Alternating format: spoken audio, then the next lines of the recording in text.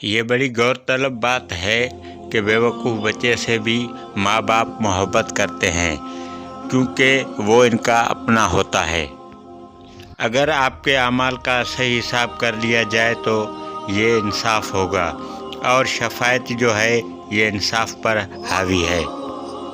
वो तकलीफ़ जो जगा रही है उस सुकून व राहत से बेहतर है जो सुला रही है।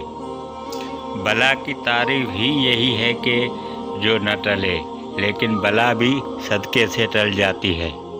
तब्लीग मोहब्बत की होनी चाहिए, माइल करने की होनी चाहिए या कायल करने की होनी चाहिए, लेकिन किसी इंसान को घायल करने की बिल्कुल नहीं होनी चाहिए।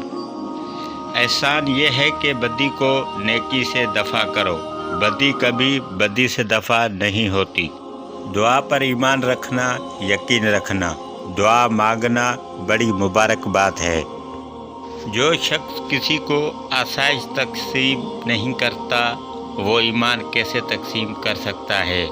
आप अपने भाई को जन्नत तो देते हैं, लेकिन उसको माल में से कुछ नहीं देते। जिसको अल्लाह की याद मिल जाए उसको फिर सुकून ही सुकून है।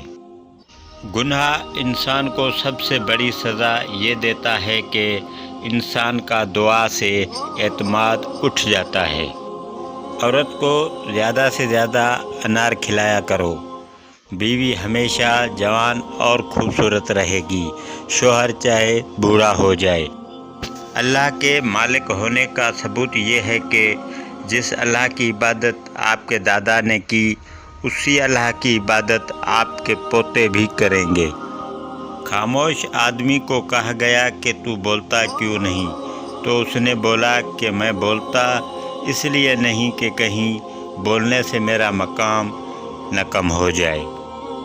तो दोस्तों, अगर मेरी वीडियो अच्छी लगी हो तो प्लीज़ मेरे चैनल नॉलेज हिस्ट्री को सब्सक्राइब करें और बेल आइकन का बटन प्रेस करें, ताकि हर नई आने वाली वीडियो बआसानी आप तक पहुंच सके।